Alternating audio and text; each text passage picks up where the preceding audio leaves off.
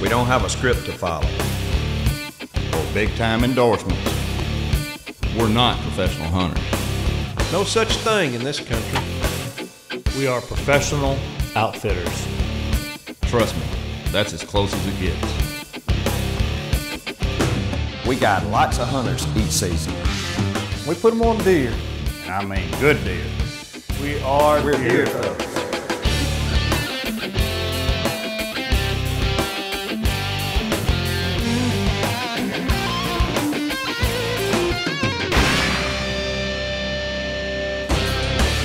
Mossy Oaks Deer Thugs is presented by Walmart. Save money, live better. Walmart. Section 1, question 9. What do you do to control your scent? I keep my hunting clothes, boots, and gear washed up and as clean as possible. Fred Law, Enon Plantation. And never do chores in your hunting clothes. When you come in, get out of your hunting clothes, don't go to the skinning shed, don't go hanging stands, and for goodness sakes, don't go in the kitchen and go to a restaurant. Take your clothes off, keep them separate, use hunting clothes and use separate clothes for your chores. And then one thing is very crucial, always hunt with the wind right. Because it does not matter if you just had a bath and you got the cleanest clothes, or if you hadn't had a bath, we stink to deer. Plain and simple, if the wind's wrong, you just about busted.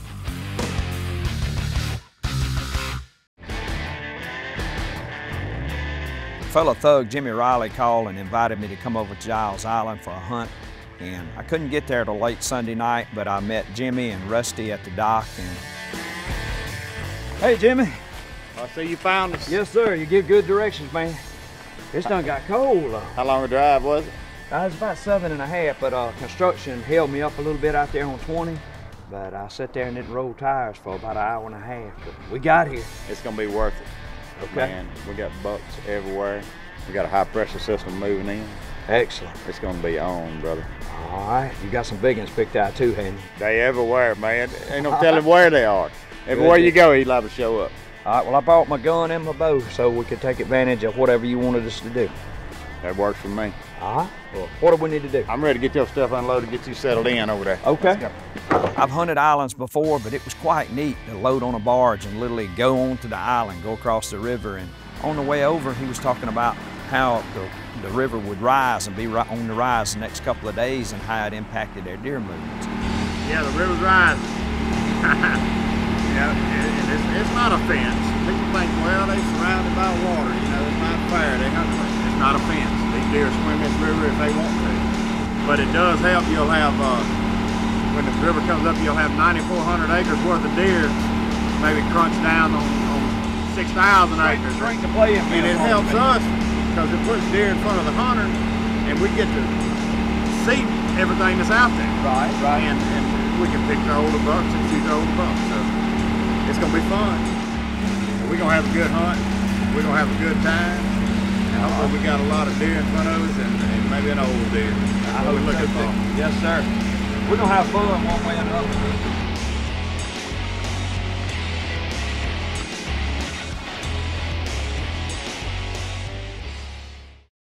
Mossy Oaks Deer Thugs is brought to you by Walmart, Ram Truck Brand, Quaker Boy, Lethal, Mossberg, and by Precision Shooting Equipment. 1 and 9. 1 and 9. What do you do to control your scent? Big thing is shower as much as you can. Find a scent elimination product that you feel comfortable using that really works. Charlie O'Brien, the Catch-22 Ranch. Try to spray down as much as you can, especially if it's warm, because your scent seems to be noticeable more when you're sweating and those kind of things. But, if the wind is wrong, the wind is wrong. It's the bottom line. So to me, try to do as much as you can, but understand the most important thing as far as, the scent problem is going to be, how the wind is blowing.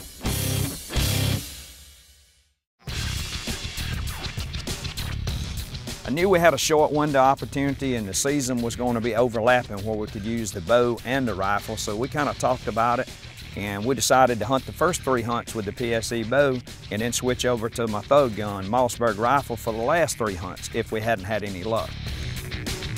First morning out bow hunting, we were set up on some pecan trees, which is a favorite food choice on the island. We're at Giles Island this morning, late November. Jimmy's got us set up. We got a slough to our right. Got some big fields up above us. Deer's gonna be out in them feeding. Hopefully we can catch them coming back through and ambush us one. A little bit pre-rut, there's a few scrapes being laid down. Deer feeding on pecans. We got a nice cluster they set us up on here. Hopefully we'll get something a little later on.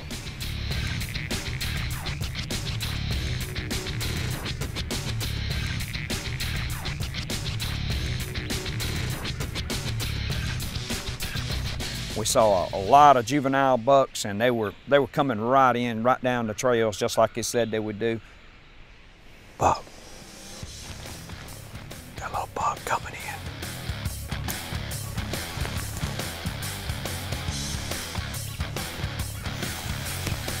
I think he's gonna wind up over here at the pecan trees. He's angling right at this cluster.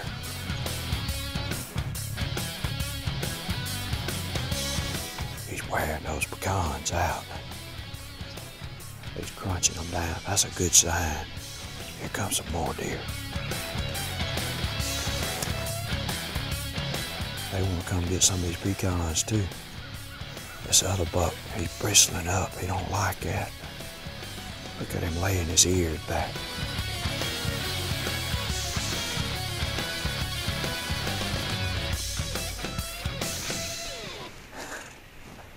I like that.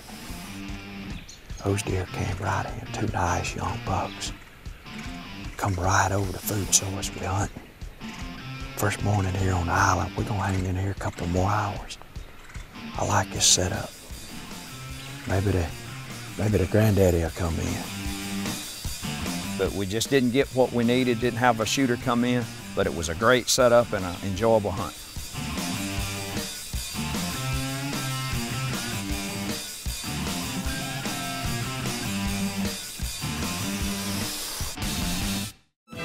Call Thug with Chris Kirby. Chris, deer make an awful lot of sounds, bucks and does year-round. But as hunters, when we enter the deer woods, what do we mainly need to focus on? Well, you're absolutely, Fred. Deer vocalize all year long. But when we get into that pre-rut and then we're in the woods, we're in the game now. Now it's happening. If you get really confident on your bleat call and really confident on your grunt call, you can create a lot of illusions with those 2 sounds. And if we focus on those, we master those. I mean, a lot of times I'm just gonna start off with just a couple, you know, there's a bleat, there's a doe in heat. Now I'm gonna grab my grunt call and follow it up with a, and the illusion I created right there is a buck chasing a doe in your territory. Any buck that hears that, he's gotta come and investigate, because they only have, as you know, so many days out of the year to mate. And if something's going on in his territory that he's been fighting all year for, but focus on solid bleats, solid grunts, and you're gonna be extremely effective in the deer woods. Oh, I agree wholeheartedly. And you know, people a lot of times are scared to call, but most of the time you have nothing to lose, so throw some calls out and you can benefit. I completely agree. Call Thug, brought to you by Deer Thug Calls, powered by Quaker Boy.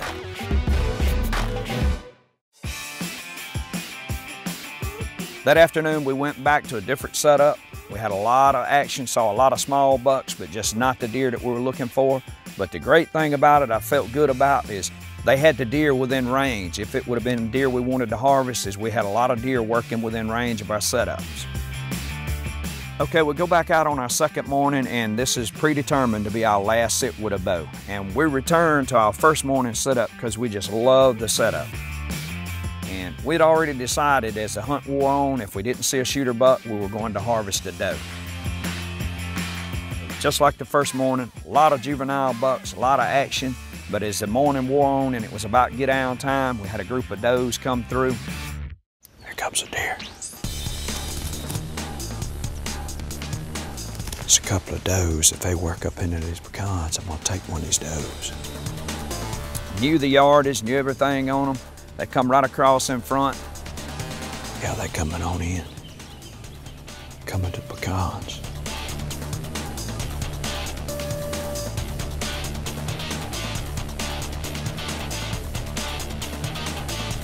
I got drawn on them, give a little bleat, get her stop.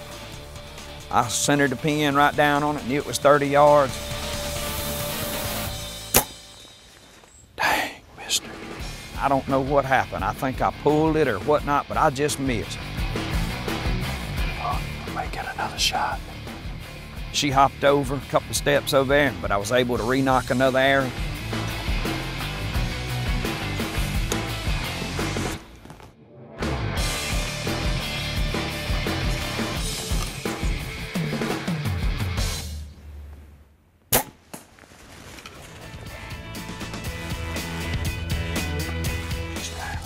Man, you don't usually get 2 shots at a deer. That PSE's quiet though. Yeah, she's right there by that drag road. Made good on the second shot and she just blew out and died right out behind us. Nice clean kill, a good harvest on a doe. All right, no need tracking. She fell right out here, know right where she's at. We'll go ahead and pick our doe up and get back to camp. I climbed down and recovered my doe. I knew she was a nice mature doe, a good doe to take out. Big mature doe. Just a good time of the morning. It had slowed up by time to call it a morning anyway. Jimmy's on the way. We helped him out here. We're gonna get her out, get some breakfast and try something else. So we loaded her up and on the way back in, we started plotting strategy for our rifle hunt that afternoon. Section 1. Question 8. How many days does it take a buck to get used to a new blind? I'll pop up a blind and hunt it that evening. Week. Depending on how well you've brushed it in. If you hadn't brushed it in well, it's gonna take a good week. A week. 7 to 10 maybe. It's all about concealment, not getting used to it. But if there's a blind sticking out there, I think it takes them a while to get used to it. Rapid Fire is brought to you by Walmart. Save money, live better. Walmart. Mossy Oaks Deer Thugs is brought to you by Come Here, Deer. Charlie O Products. New Fletch. Scott Archery. Schwacker Broadheads. And by Mossy Oak Brand Camo. Section 1, question 9. What do you do to control your scent? Honest truth, there's nothing you can do to stop a deer from smelling you if they get it directly downwind. Jimmy Riley, Giles Island. However, I believe every little bit that you do helps somewhat. I like to spray down with a scent eliminator. Something that I'm a firm believer in is covering my trail up coming into the stand. I like to use a scent eliminator all over the body, concentrating on the legs and boots, but also I like to use Come Here Deer, liquid Come Here Deer. They really like that stuff. It's an attractant. They eat whatever it touches. And we'll concentrate that on their legs and boots, and many times we've had deer follow our trail up, nibbling all the way in, right up under the stand. So scent control, every little bit you do has got to help some.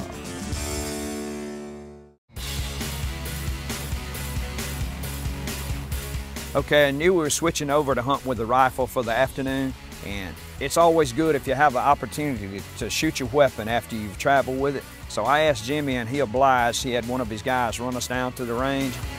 All right, we're here at Giles Island, bow hunted last day and a half or so, and rifle season's open now. Got this new Mossberg Thug edition gun here, the Deer Thug. I've sighted it in, but who knows, with the trip over and new brackets and all put on, it might have shook loose in the truck.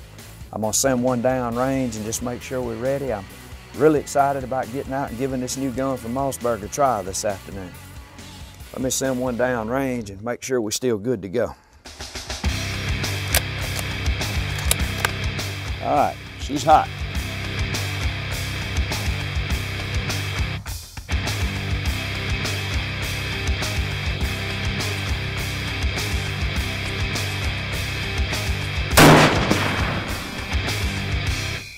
We're gonna be good to go. That's about 2 inches high at 100. That's gonna put you dead on at 200. About 6 inches low at 300. Know exactly how to handle the shot now. So we good, ready to take this moss bird to the woods.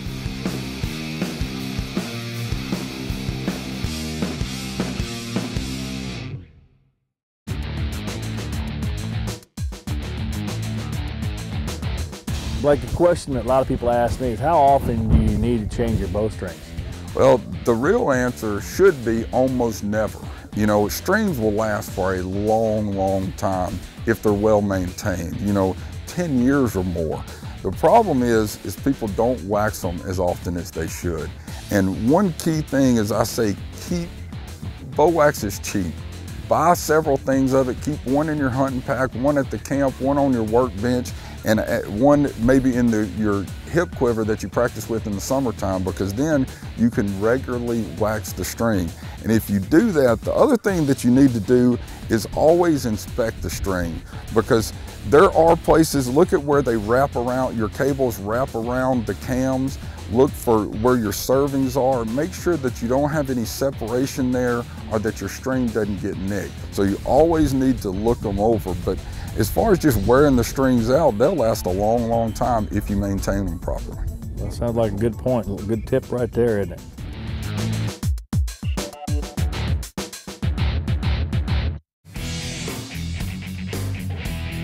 The last afternoon, we were just loaded with anticipation. We were going to a tried and true spot. It's been some big old bucks seen off this levee.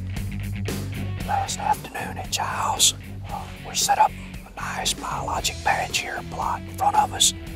We're going from the ground, we're up on the levee, got a little elevation, got some briar cover here. It's thick all around it, but the river's rising and it's starting to flood all the sloughs.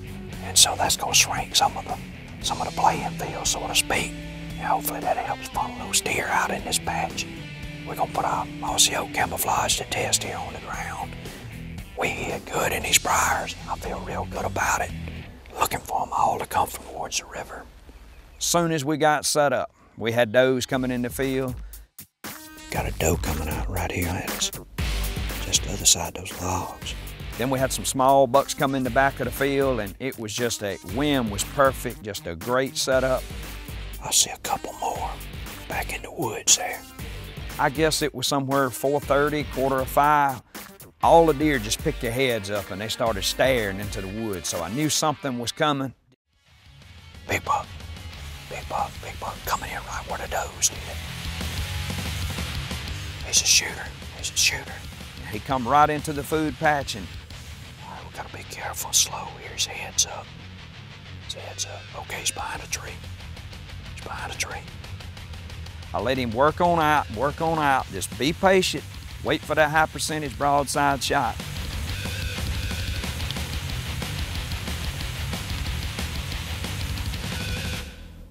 Section 1, question 9. What do you do to control your scent? Scent elimination is a big factor to hunting. It doesn't just start in the field, you got to start at home.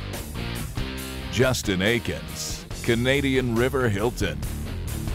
You got to use the right laundry detergent. I use a lethal laundry detergent. Their shampoo and body soap is a great product. I believe in that firmly. When I get in the field, I always spray down good, but the main factor is play the wind. Don't do those things and go out there and set up with the wind at your back thinking that you're going to be absolutely covered. Yes, they help, but they're designed to be used for that deer that's going to slip in behind you and come where you don't expect him. Using deer urine and things like that to attract bucks at the right time of year is also great. Section 1, question 9. What do you do to control your scent? Do everything you possibly can to control scent. Kevin Burleson, heart of Texas bow hunting. Your clothes obviously being washed in, you know, scent-free soaps and liquids and stuff. Hung out away from the kitchen, the carport, everything that makes scent, causes scent. Obviously taking a bath in scent-free stuff. You do all the little things that you see it, you know, all over TV. Everything helps. You know, you want to put as many odds in your favor, but you know, go all out with it. From your hair to your body to your clothing, do all the right things, and it will pay off.